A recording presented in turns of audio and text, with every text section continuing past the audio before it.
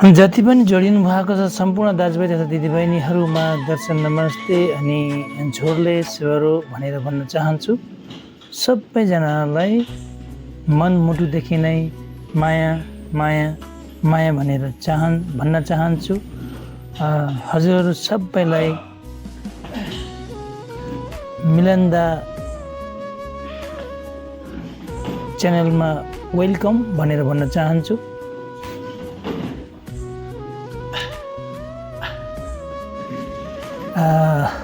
आज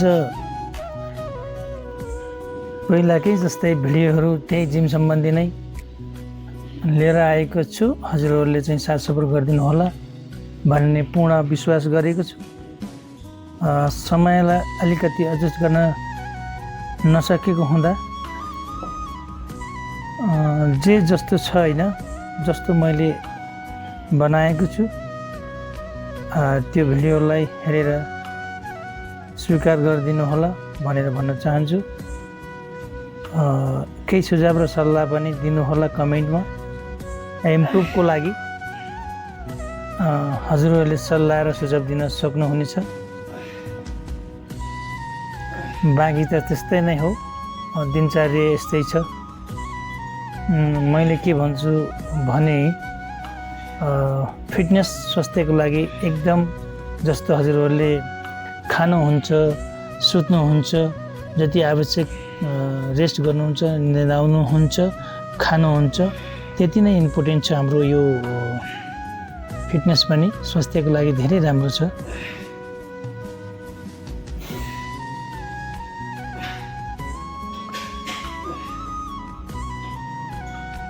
हजुरहरूले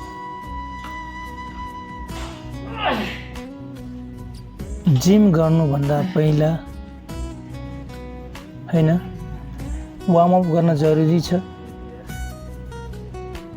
जस्तै वार्मअपको लागि तपाईँ 10-15 मिनट रनिङ गर्नुहोस्,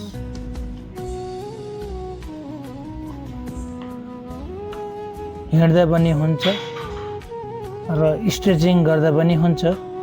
तर शरीर चाहिँ वार्मअप हुनु पर्यो, डम्बल्सहरू उठाउनको लागि रेडी हुनु पर्यो। सही तरिकाले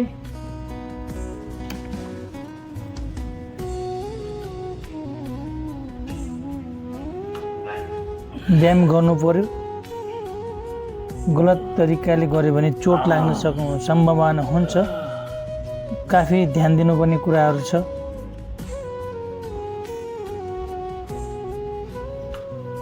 बिस्तारै तौल बढाउनु पर्ने हुन्छ। जस्तै आज 5 किलोको उठाउनु भएको छ हैन, भोलि 5 किलोको चाहिँ उठाउनु भएको छ भने 15-15को सेट 3 फेरि हान्नुभयो भने बढाउनको लागि भोलिको दिनमा हजुरले त्यही नै हान्नुहुन्छ भने 20 को 3 सेट हान्नुपर्ने हुन्छ। सुरुमा हल्का तौलबाट सुरु गरेर क्रमशः बढाउँदै जानुपर्ने हुन्छ र जिमको लागि राम्रो पनि हुन्छ। अनि खानेकुराहरू सन्तुलित आहार खानुपर्ने हुन्छ। प्रोटिन, कार्बोहाइड्रेट, स्वास्थ्य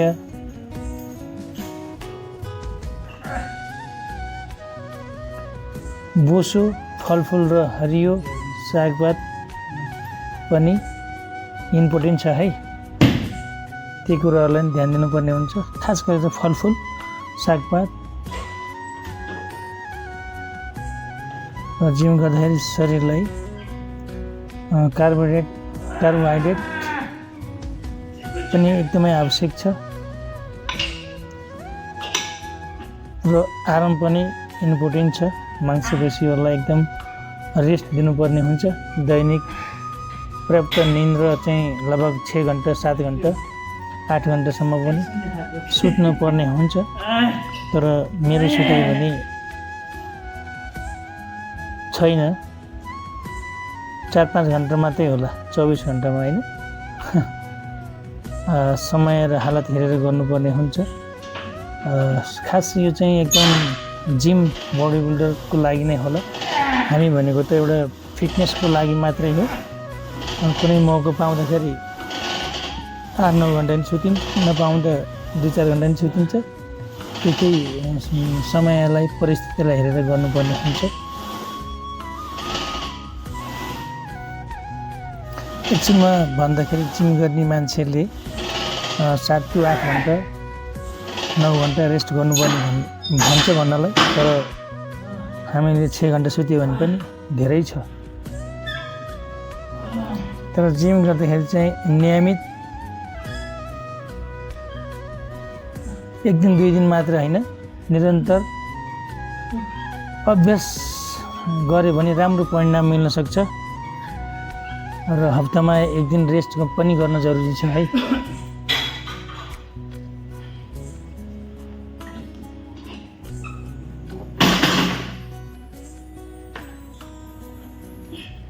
अत्याधिक दुखाइ होइन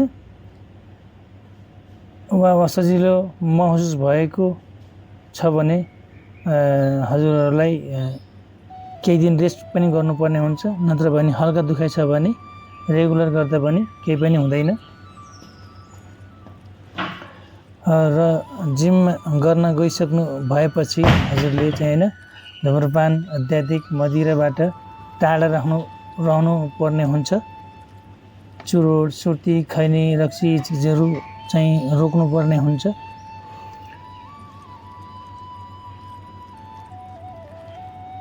जिम गर्दाखेरि यी कुराहरूले हजुरलाई नकारात्मक असर पर्न सक्छ। त्यस कारणले हामी फिटनेस गर्ने मान्छेहरूले कोही पनि सेवन नगर्दा धेरै राम्रो हुन्छ। एउटा जिम गर्ने हल्का फिटनेस गर्ने मान्छेहरूले राम्रो फलफुलहरू, हरियो सागपातहरू लिनुभयो भने धेरै राम्रो। कोही सेवनहरू गर्नु भएन भने अझै धेरै राम्रो। फिटनेस पनि एउटा स्वास्थ्यको लागि धेरै इम्पोर्टेन्ट छ। जस्तो मैले अघि नै भनिसकेको छु, जस्तो खानेकुराहरूमा इम्पोर्टेन्ट छ, निन्द्राको इम्पोर्टेन्ट छ, त्यस्तै छ जिम पनि इम्पोर्टेन्ट है। स्वास्थ्यको लागि एकदमै राम्रो। कतिपयले बुझ्नु भएकै छैन फिटनेस के हो भन्ने कुरा होइन। जुन जबदेखि तपाईँ फिटनेसतिर लाग्नुहुन्छ र हजुरको ह्याबिट बस्दै जान्छ, बल्ल थाहा हुँदै जान्छ कि फिटनेस के हो भनेर होइन। ती कुराहरूलाई एकदम मनन गर्दै ध्यान दिएर अगाडि बढिदिनु होला भनेर भन्न चाहन्छु।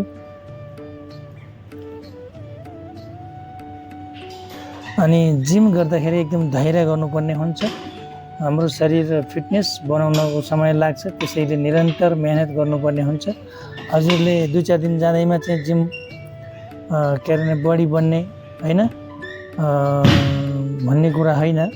हजुरले निरन्तर 1 महिना, 2 महिना, 3 महिना, 6 महिना, 1 साल, 2 साल, 5 साल, 10 साल यसरी गऱ्यो भने हजुरको बल्ल फिटनेस राम्रो रहने हो।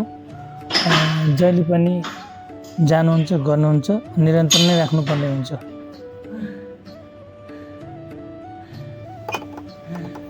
फिटनेस शरीर किन महत्त्व छ भन्ने कुरा चाहिँ अब मैले पहिला नि बताइसकेको थिएँ होइन। शरीरलाई बलियो र तन्दुरुस्त बनाउनको लागि इम्पोर्टेन्ट छ। यो कुराहरू हजुरहरूले चाहिँ एकदम बुझ्नुपर्ने हुन्छ। अनि अर्को कुरा मुटु स्वास्थ्य राम्रो राख्नको लागि पनि एकदमै राम्रो हुन्छ होइन। अनि तौल घटाउन बढाउन मद्दत गर्छ।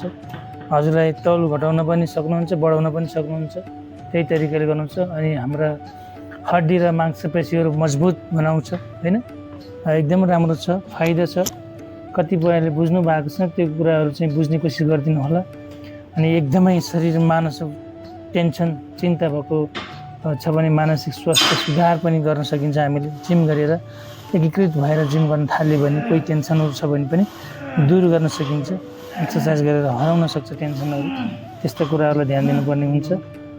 अनि जिम गरेर एकदमै थाकेछ होइन, जसलाई निन्द्रा लागेको छैन भने पनि जिम गरेर थाक्यो भने निन्द्रा लाग्नको लागि पनि एकदमै मद्दत पुर्याउँछ। अनि शरीरलाई होइन ऊर्जा र आत्मविश्वास बढाउँछ। जिम गऱ्यो भने त्यति फाइदा छ।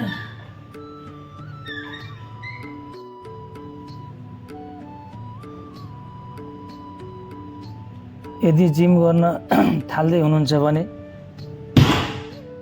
सही व्यायाम पर्याप्त आराम र सन्तुलित आहार पनि उत्तिकै महत्त्वपूर्ण हुन्छ हैन। जिम गर्न थाल्दै हुनुहुन्छ भने हैन त्यो खानेकुराहरू सन्तुलित आहारहरू धेरै नै इम्पोर्टेन्ट छ। ती कुराहरूलाई पनि ध्यान दिनुपर्ने हुन्छ। सबै कुराहरू अहिलेसम्म मैले बताउँदै आएको छु, ती कुराहरू पनि एकदम इम्पोर्टेन्ट छ। जिम सम्बन्धी कुराहरू धेरै छन् तर हामीले थोरै गर्दै सिक्दै जानुपर्ने हुन्छ। कतिपयहरूलाई इन्ट्रेस्ट हुँदैन, कतिपयहरूलाई इन्ट्रेस्ट हुन्छ। जसले इन्ट्रेस्ट गर्छ त्यसको लागि राम्रो छ। हजुरहरूले केही आउँदैन, केही गर्ने कसरी हो भन्ने कुराहरू आउँदैन पनि भन्नुहुन्छ भने पनि भिडियोहरू हेरेर पनि गर्न सक्नुहुन्छ।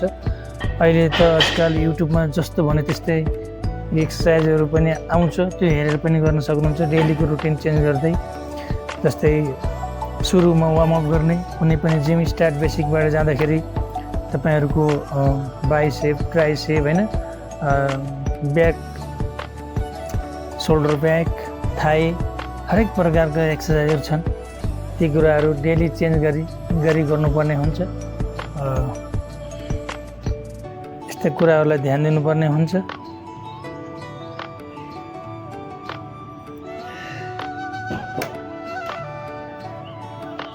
मैले कति कोसिस गर्छु हैन यस्तो बनाउनको लागि, तर टाइम नमिलेर हो मैले त्यही अनुसारले बनाउन सकेको छैन। अब केही महिना एकदमै सम्म बिजी नै छु। जस्तो छ त्यस्तै राखिरहेको छु, कोसिस गरेको छु अगाडि बढाउने। हजुरहरूले चाहिँ हेरेर साथ सपोर्ट दिइराख्नु भएको छ, यसरी नै दिनुहोला भनेर भन्न चाहन्छु।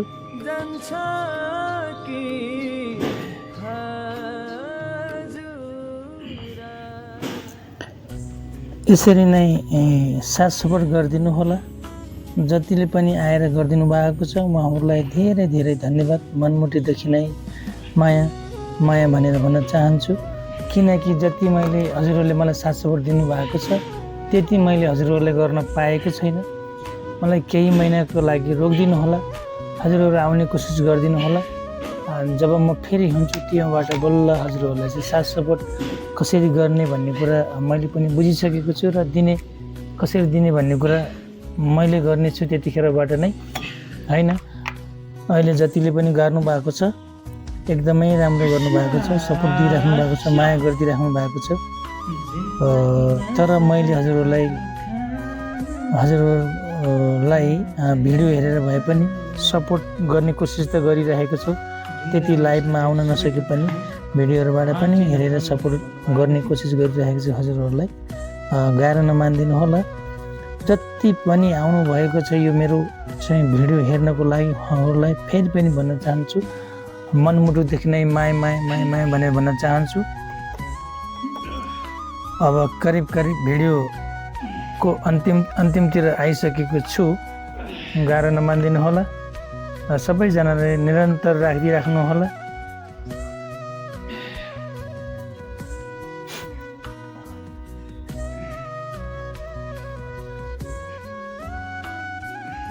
सबैजनालाई धन्यवाद वाइटी परिवारलाई भनेर भन्न चाहन्छु।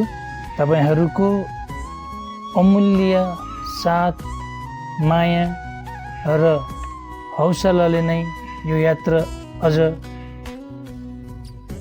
सुन्दर बनेको छ। भिडियो यहाँसम्म हेरिदिनु भएकोमा हृदयदेखि नै आभार। यस्तै माया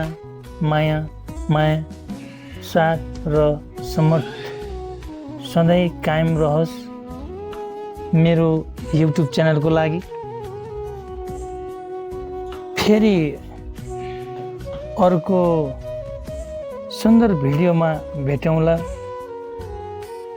भन्दै आजलाई छुट्न चाहन्छु। गाह्रो नमानिदिनु होला सबैजनालाई। मनमुटुदेखि नै माया माया माया। Thank you so much. अनि नमस्कार सेवारो झोरले भनेर भन्न चाहन्छु जति पनि यो भिडियो हेर्न आउनुभएको छ उहाँहरूलाई, र जति पनि अहिले चाहिँ मौका चान्स नपाएर आउन सक्नु भएको छैन उहाँहरूले पनि धेरै धेरै मनमुटुदेखि नै माया माया भनेर भन्न चाहन्छु। यति भन्दै मेरो आजको यो भिडियोलाई यहीँ आएर समाप्त गर्न चाहन्छु। थ्याङ्क यू सो मच सबैलाई। दर्शक नमस्ते अनि झोरले।